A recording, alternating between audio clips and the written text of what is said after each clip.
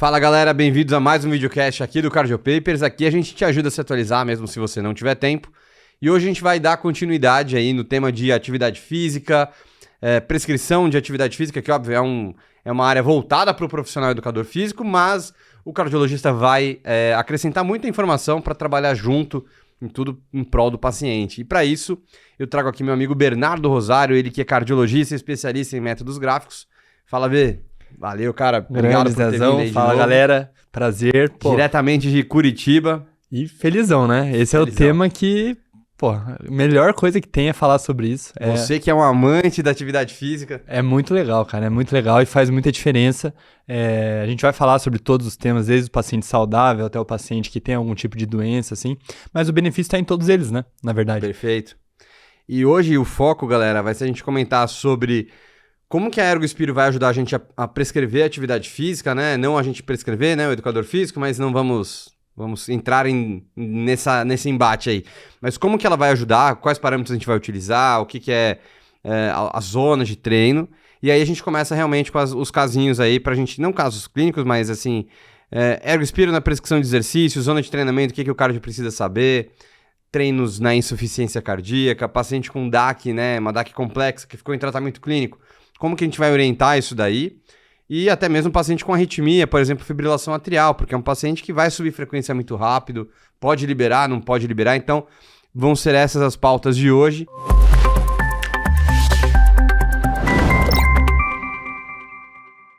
E a gente vai começar aqui falando que como que a Ergospiro ela ajuda, então, a prescrever atividade física, B? Perfeito. Então, existem os parâmetros da Ergospiro e existem as zonas de treinamento. Acho que isso aí já tem que ser meio que diferenciado agora, porque as zonas de treinamento, elas são baseadas nos limiares, né? Então, o que tem de evidência maior? Usar os limiares. Uhum. Então, os limiares da Ergospiro, lembra, são o limiar anaeróbico e o ponto de compensação respiratória. Se a pessoa, depende muito do objetivo da pessoa, né? O ideal é você intercalar o tipo de treino, né? A gente vai falar sobre intervalado, sobre treinos contínuos e tal, mas se a pessoa tem um objetivo maior, vamos dizer, de perder peso, né? Emagrecer, o mais interessante é treinar sempre acima do primeiro limiar e abaixo do segundo limiar. Uhum. Então, se esse é o principal objetivo, a gente vai usar esses limiares para isso. Se o objetivo maior é ganhar condicionamento físico, aí vale a pena a gente começar a usar um pouquinho o segundo limiar, passar um pouco do segundo limiar, são os treinos intervalados. Isso tem uma evidência maior de ganho de condicionamento físico, né? Então, qual que é a mais ou menos correlação entre as zonas, aquelas de relógio, smartwatch e tal, né? Eles normalmente deixam 5 zonas de treinamento. Perfeito. E a gente tem 2 limiares, né? Então, como que elas vão se... Como que elas conversam, né? Exato. Como que elas conversam, né? Então, a ideia é assim, a Z2 é igual ao primeiro limiar, tá? Boa. Então, quando a gente fala em limiares, a gente fala em frequência cardíaca.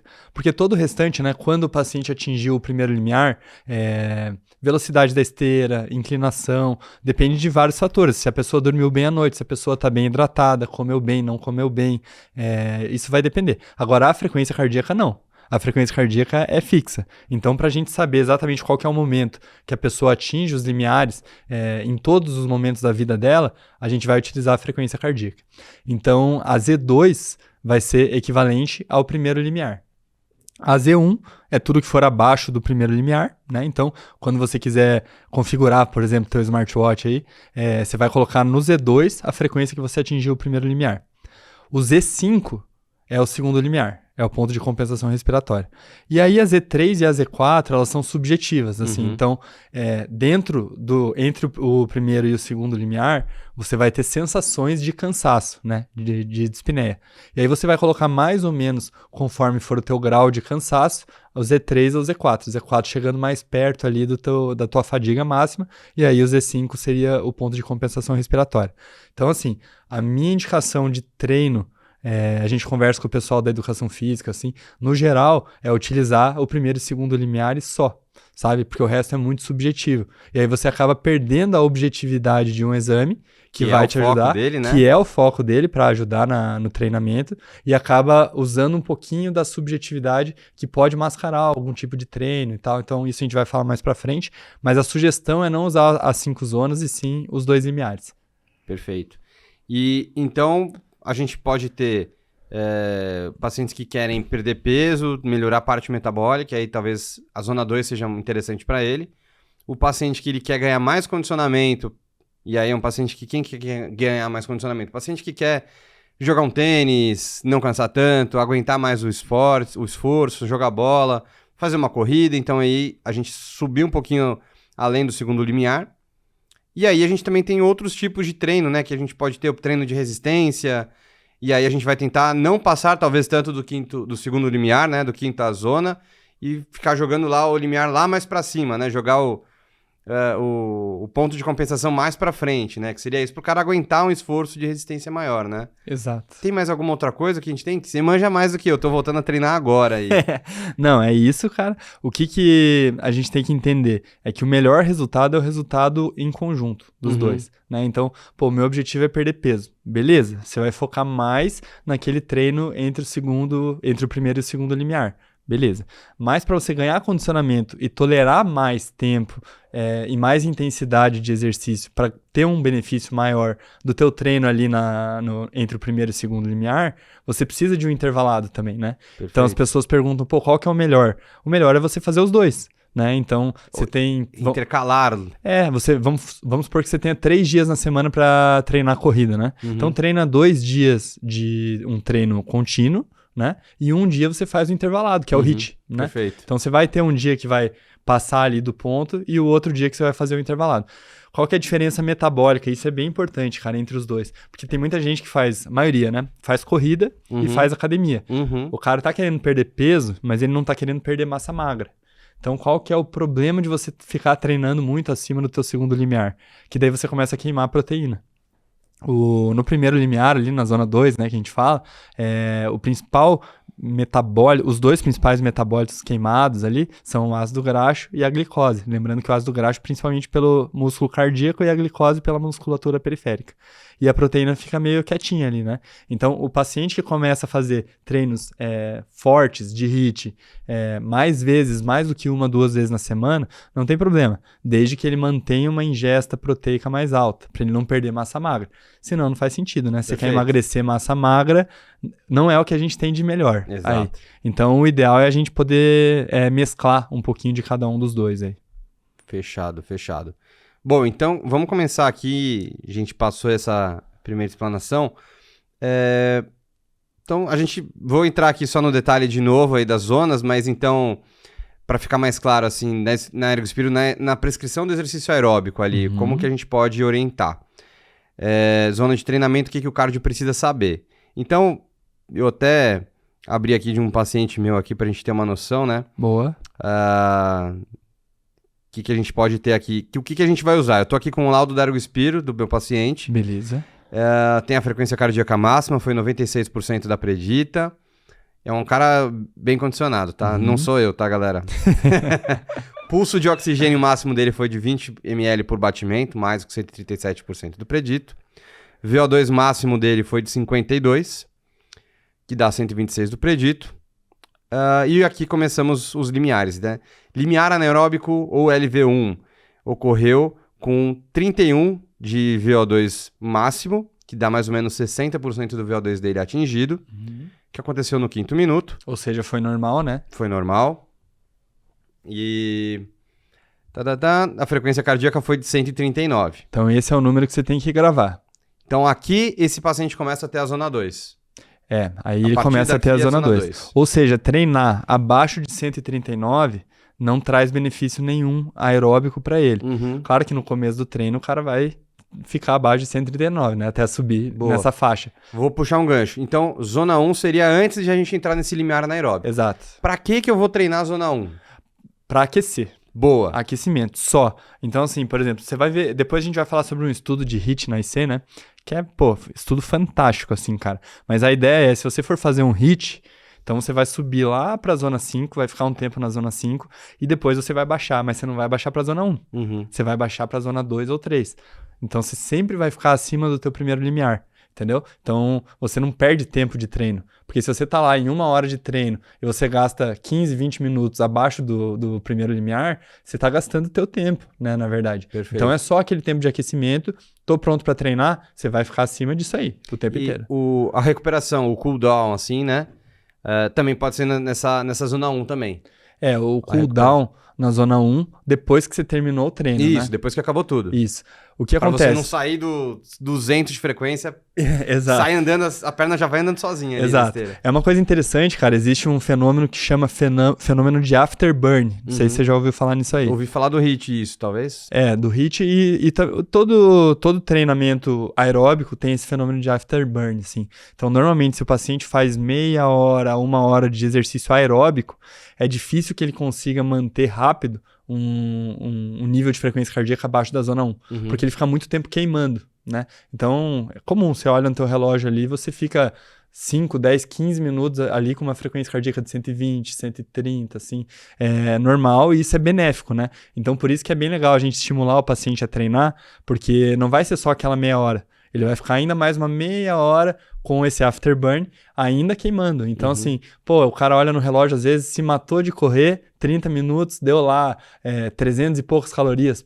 Foi horrível. Na verdade, não é só isso, né? Você mexeu no metabolismo do afterburn e você mexeu no metabolismo do dia inteiro, na verdade, pro cara se preparar, o teu corpo não é bobo, né?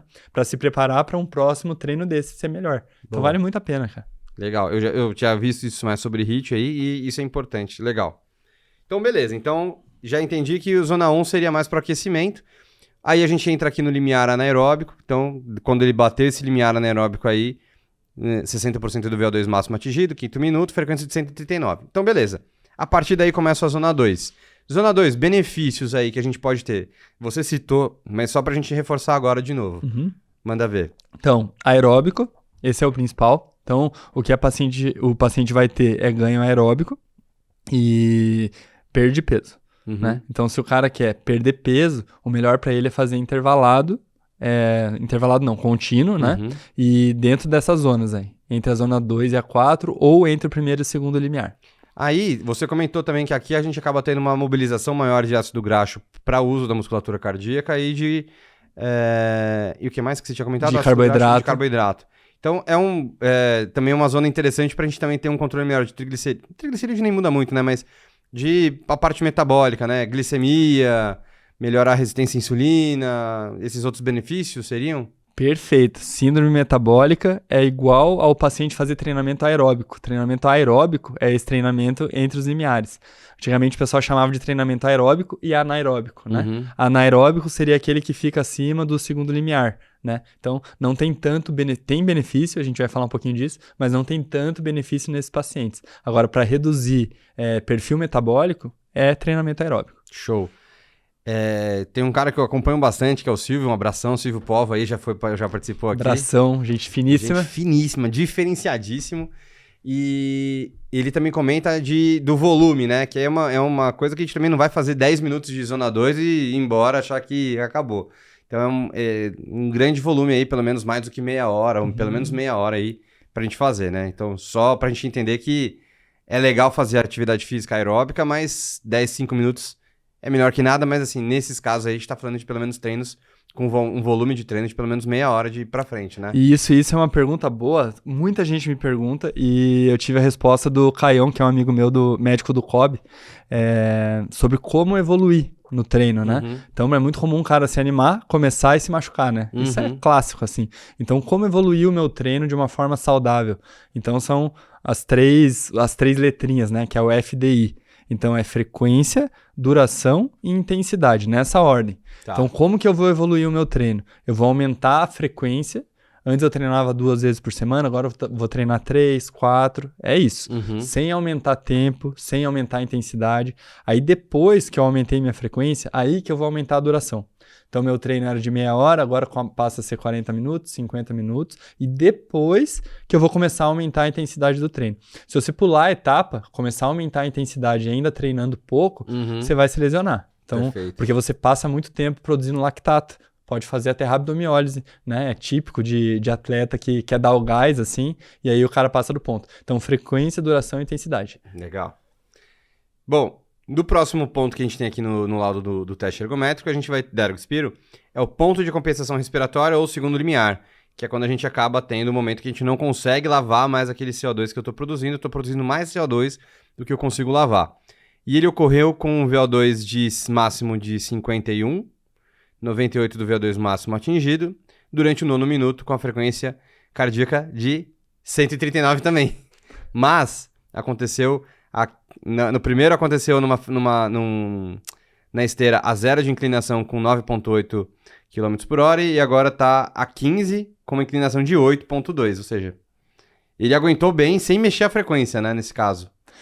Deve ter algum erro do teste ergométrico. Porque o que acontece? Na hora que a pessoa está no pico do esforço, ainda mais se for um atleta, assim, o RR fica muito irregular, fica maluco, assim, né?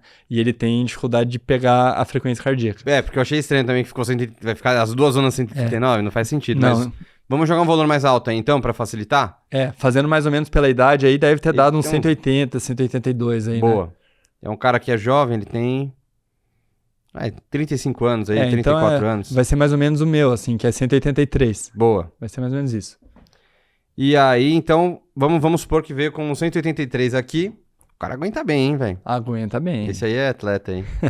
Aguenta bem. Então, vamos lá, o 183. Então, entre 139 e 183 é o período entre limiares que a gente tem aqui. Isso. E essa é a zona... O que eu tenho aí nessa meiuca aí? Essa é a zona aeróbica. Esse é, assim, se o cara... Vamos supor que o cara pense em fazer uma maratona, né? Então, assim, treino super longo, né? Treino não, no dia da prova. Qual que é a ideia? Que o cara mantenha a maior parte do tempo entre esses dois limiares. Assim, claro que ele não vai correr abaixo do primeiro limiar. Claro. O cara quer ter um pace bom, mas ele também não quer quebrar cedo, né? Então, assim, o segundo limiar, ele acontece 1 minuto, mais ou menos, antes da exaustão. Então, é muito legal você usar o teu valor de segundo limiar para você saber quando que é a hora de diminuir um pouquinho. Então, assim, vou correr 42 km, ou vou correr 10. Vamos para a realidade, né? Vamos correr 10 km, mas eu tô ali no 4º, 5º quilômetro e eu já tô acima do meu segundo limiar. Cara, você tem que diminuir a velocidade. Se você não diminuir, daqui 1 minuto você vai quebrar. Não vai aguentar. Então, você jogar com isso, assim, é muito interessante. E esses valores, conforme você ganha condicionamento, assim, você mesmo falou, jogando mais para a direita, você vai atingindo um segundo limiar mais tarde, né? Então, por isso que é importante, principalmente em paciente atleta, paciente também cardiopata, assim, você repetir de tempos em tempos, porque esses limiares são variáveis, né? Então, você treinar dentro desses limiares, fazendo esses hits, é importante, mas pro dia da prova é importante você tentar se manter a maior parte do tempo dentro dos dois limiares. Falta 1 quilômetro para terminar. Ah, mas eu vou baixar agora? Não. Agora você dá o gás e existe um estudo que mostra que eu acho que era a maratona de Boston, se eu não me engano, era alguma dessas grandes maratonas aí, mas 90% dos pacientes terminaram acima do segundo limiar. Né? Porque o cara quer dar o gás final. Então não tem problema nenhum. Você tá no final da tua corrida, acima do teu segundo limiar. Mas você tá no começo dela, você vai quebrar antes. Perfeito. Então, a gente comentou aqui da zona 1, zona de recuperação, zona 2, zona aeróbica, aí pensando mais nessa parte metabólica. A zona 3 aí vai ficar entre... A zona 2, 3 e 4, elas vão ficar entre os limiares, certo? Exato. E aí a gente comentou que é uma coisa mais subjetiva. Né? O relógio pode até estimar ali mais ou menos uma porcentagem da sua frequência máxima de acordo com seus limiares ali também. Tem algum benefício específico para eu falar, cara, vai ficar tanto tempo em zona 3, tanto tempo em zona 4, ou a gente vai trabalhar meio que o macro dessas zonas aí, assim, o que o cardio precisa saber? Óbvio que o profissional educador físico vai ter as suas nuances, mas... Caso o paciente pergunte, a gente precisa estar mais atento aí. O melhor é você saber que o segundo limiar, ou seja, a zona 5, é o momento em que o paciente começa a hiperventilar. Hiperventilar num treino é horrível, péssimo. Você começa a usar a musculatura acessória, você gasta muito ATP, você vai fadigar. Então, assim, se ele conseguir ficar mais tempo perto, mas não atingindo o segundo limiar, ou seja, a zona 3 e 4, é interessante para ele. Né? Então, você tentar trabalhar com ele um pouquinho mais para frente, na zona 3 e 4, é interessante para ele. Vou ganhar mais condicionamento físico. Vai ganhar mais sem ter muito risco de quebrar, de produzir muito lactato, de ter que hiperventilar e tal, né? Então vamos supor assim, um cara que quer, sei lá, eu corro 5 km, mas eu não consigo, eu canso muito no 10, não chego a fazer 10 km. A gente vai tentar orientar um paciente para ficar mais em zona 3 e 4 para ganhar um pouquinho mais aí de resistência, de condicionamento, para que consiga chegar nos 10 km sem parar. Isso, e isso já é desconfortável, né? Por que a gente fala tanto da zona 2, né? A gente comentou do Silvião, assim. Cara, a zona 2, ela tem o mesmo benefício da zona 3 e da zona 4 em termos aeróbicos, em termos de melhora do perfil metabólico. E para paciente que é sedentário, nunca fez nada, o paciente vai ser tranquilo ele tá na zona 2. Não, eu falo por mim mesmo, cara. Eu treino... Brincadeira. Mas eu gosto de treinar em zona 2 para ler, para ver podcast, para botar as coisas em dia. É uma velocidade que é confortável de se fazer. Isso. E você consegue aproveitar e fazer outras coisas junto também. Exato. E é um passo inicial, né? Exato. Então, assim, cara, você quer começar a fazer exercício? Caminhada. Faz uma caminhada. Exato. Vai chegar na zona 2 porque tá descondicionado. E ainda tá tranquilo. Você não vai jogar o cara na zona 3 ou na zona 4. Boa. Agora, não. Eu tô querendo ganhar um pouco mais de condicionamento. Em algum momento, pensar em fazer os hits, né? Os intervalados. Então, já começa a subir pra zona 3 e 4, sabendo que, em termos de ganho metabólico, é igual. E aí a gente vai chegar, então, no próximo ponto, que seria talvez a zona 5, né? Esse momento aí que a gente tá na zona 5 e o HIIT, ele vai ser... O HIIT, assim, que a gente vê normalmente, vai ser passando essa zona 5, né? Chegando na zona 5, passando do limiar ponto de compensação respiratória e voltando para a zona 3, 4. Seria algo em torno disso? Tem muitos tipos de HIIT, né? Inclusive o estudo que a gente vai comentar, ele fez um tipo bem específico que a gente não costuma usar. O mais comum é o cara passar da zona 5, ficar ali entre 3 a 5 minutos no máximo na zona 5 ou algum tipo de distância específica na zona 5, isso o educador físico explica, e depois baixar o máximo possível, que é o cooldown, assim, mas baixar acima da zona 2. Perfeito. Então, você pode ficar, se a tua zona 2 é 134, você pode ficar em 136, 137 ali dando uma caminhada, mas não baixar disso. Começou a baixar, você tem que acelerar, entendeu? E daí, de novo, você faz um outro ciclo de HIIT e volta lá pra baixo. Dá aquela quebrada. Exatamente. Boa. Então tá, e aí, e qual que é o benefício, assim, de eu chegar e vamos supor assim, o cara quer treinar em zona 5, por exemplo. Qual que é o benefício? Porque é um benefício que o cara não vai aguentar muito tempo, né? Não dá pra sustentar isso daí. A zona 5 seria mais ou menos só para você conseguir, talvez, tolerar mais o tempo de lactato? Seria mais isso, assim? E é onde você ganha mais condicionamento, né? Então, o ganho maior de condicionamento é o cara que passa um tempo ali na zona 5. Porque quando você aumenta lactato, aumenta a produção de radicais livres, isso aí gera uma cadeia praticamente inflamatória no teu corpo, né? Então a primeira vez é muito ruim, muito desconfortável, a segunda vez menos, e o teu corpo ele vai começando a criar estímulos a limpar o corpo, né? Então aumento de VEGF-1, por exemplo, vasodilatação, produção de óxido nítrico, né?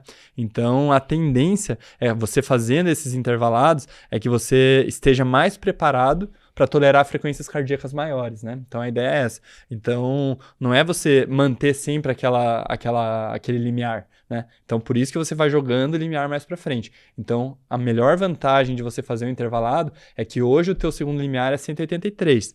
Amanhã vai ser 185, no outro 187, entendeu? Mas uma hora chega no limite, né? Não vai... Uma hora chega no limite. Mas, na verdade, você vai... Conforme você vai envelhecendo, você vai diminuindo, né? Sim, o teu limiar. Então, a tendência é você não diminuir muito, assim. E você vai melhorar, né? No teu treino. Você vai baixar teu pace, você vai ganhar mais tempo de treino, né? Então, sempre treinando nesse limiar. Lembrando que é o limiar onde as pessoas têm mais lesão também. Então, cara, você quer treinar nesse limiar, busca ajuda, procura uma assessoria, procura um educador físico para que ele possa te orientar. Não vai fazer na loucura, porque o que eu tenho de paciente e amigo que e não vai o cara meter o louco de querer prescrever as coisas assim, sem saber também. Exato. Então é importante você ter essa ideia. Depois a gente vai falar nos pacientes doentes, né? Então esses doentes eu acho que você tem que ter mais ideia ainda, né? Para orientar o paciente. Mas nesses pacientes saudáveis, faz a ergospiro, dá uma olhada, vê como é que tá, vê se tem alguma contraindicação, pensa nos 2 limiares e aí conversa com o educador físico. Essa é a minha sugestão. Show. E aí, esse paciente aqui teve um VSO2 slope de 28. Ótimo. A espirometria. E é interessante que ele até coloca aqui, né? Ele deu um VO2 de 126 do predito, então ótimo também.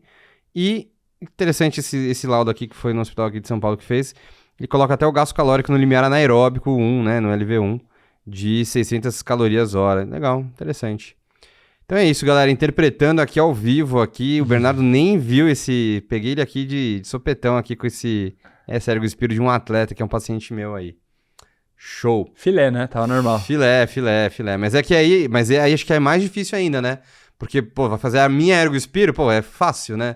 O cara vai lá, 130, 140, já tem os 2 lineares, tá ligado? Não, mas aí você pega um paciente que já é bem treinado, o cara quer ganhar ainda mais, aí você ajuda ainda mais ainda nesses casos. É isso aí. Beleza. Ô, B, então vamos passar o próximo tópico aqui, que já seria treinamento na IC. Como que a Ergospiro vai ajudar? Porque a gente já viu que dá pra gente fazer tudo o que a gente falou, prognóstico, indicar transplante, indicar rehab, ver se a dispneia realmente é proporcional, se essa dispneia é outra causa aí no paciente com IC. Mas beleza, agora eu quero que eu vou programar um treino no paciente com IC. Pô, o paciente ele já tem diversas alterações que a gente comentou. Como que a gente vai ajudar isso a definir a intensidade do treino? Como que a Spiro nos ajuda nisso?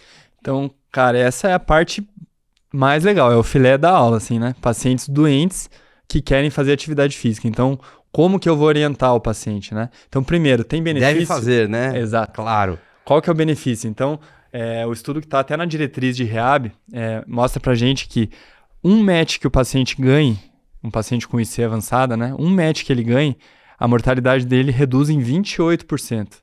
Então, assim, é uma coisa absurda o impacto. Tem pouco remédio aí que tem um impacto desses, assim, né? Então, posso fazer atividade física? Deve, inicialmente, né? Então, vai fazer a triagem, claro, vai ver se não está descompensado e depois você vai orientar ele a fazer atividade física. Então, assim, tanto para paciente com DAC, com IC, com pneumopatia, mas principalmente com DAC e com IC, a gente tem que, antes de qualquer coisa, pegar esse paciente no ambulatório e estratificar o risco que ele tem de fazer atividade física. Então, o risco depende de várias coisas. Então, primeiro, quando que foi o evento?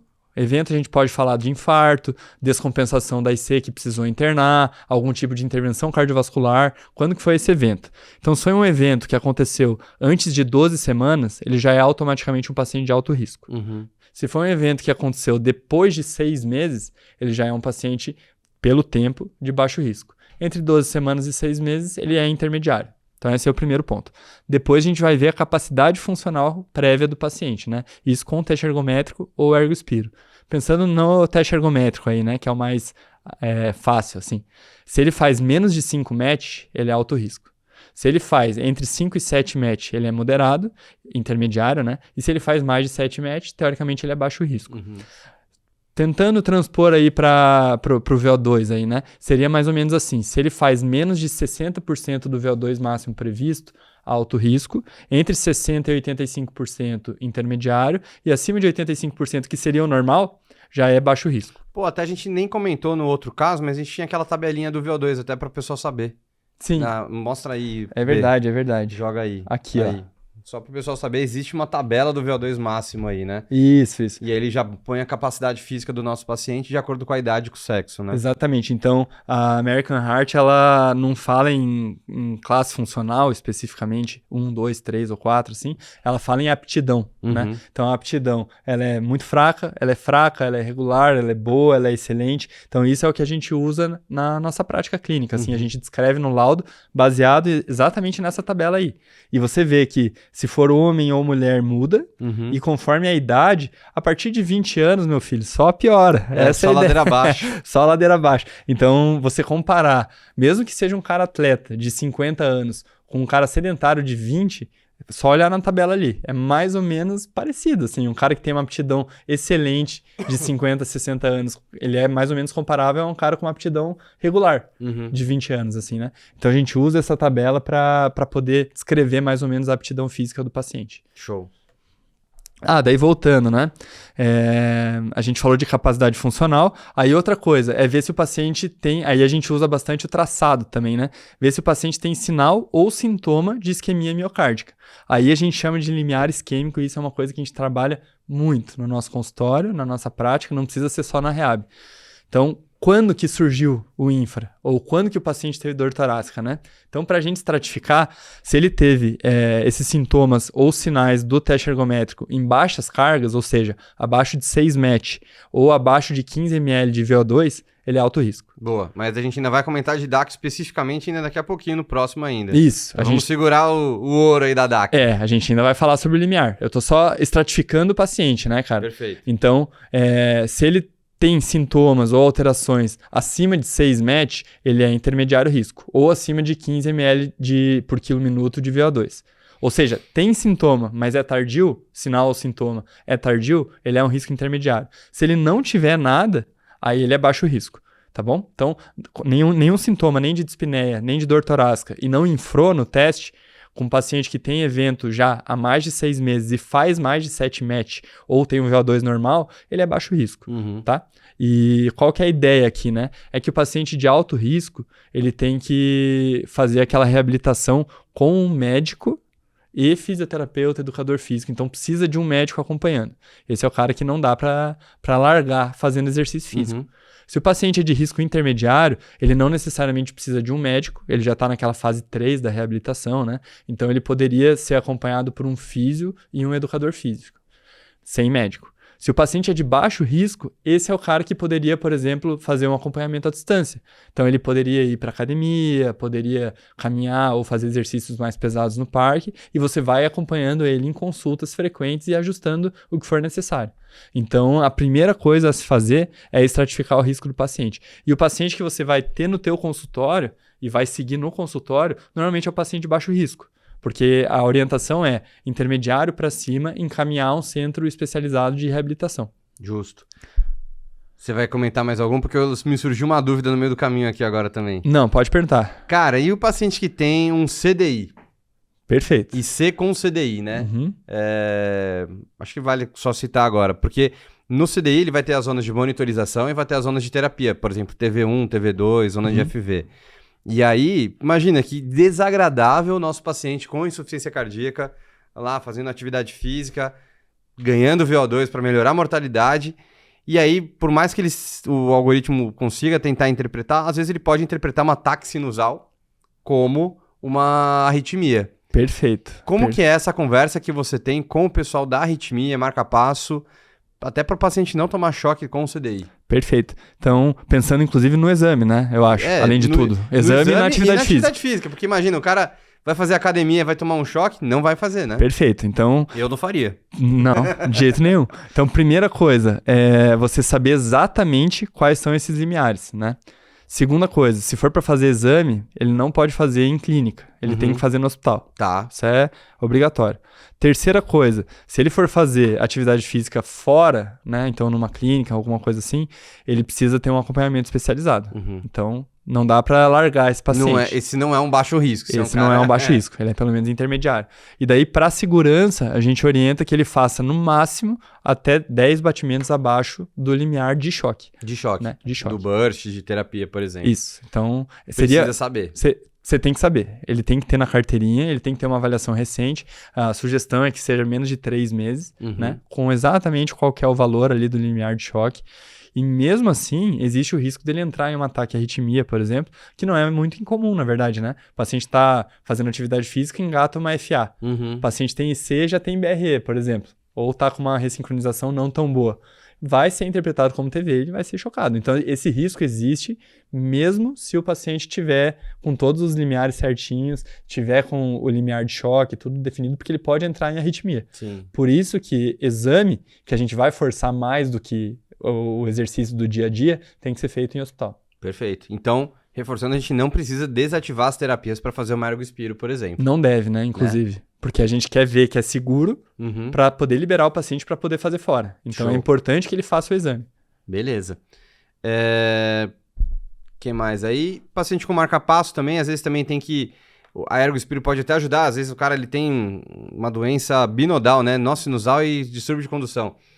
Às vezes ele tem uma incompetência cronotória, porque por conta de ajuste também a Ergospiro vai ajudar nisso. Perfeito, perfeito. Isso acontece e aconteceu recentemente, umas 2 semanas atrás comigo, que o paciente ele entrou em Venkiba eletrônico durante o teste e sincopou. Puta. Né? Então a pergunta é, o paciente está com uma disfunção do marca-passo, ele tem uma outra doença associada, ou fez uma vasovagal, ou fez uma isquemia e sincopou, ou simplesmente é ajuste de marca-passo. Então a pessoa tem que interpretar. Nesse caso, era um Venkiba eletrônico, que é totalmente fisiológico, é só uma questão de ajuste do marca-passo. Mas aí precisou interrogar o aparelho para ver os períodos ali. Exato. Então foi uma questão de falar com o marca-passista, né?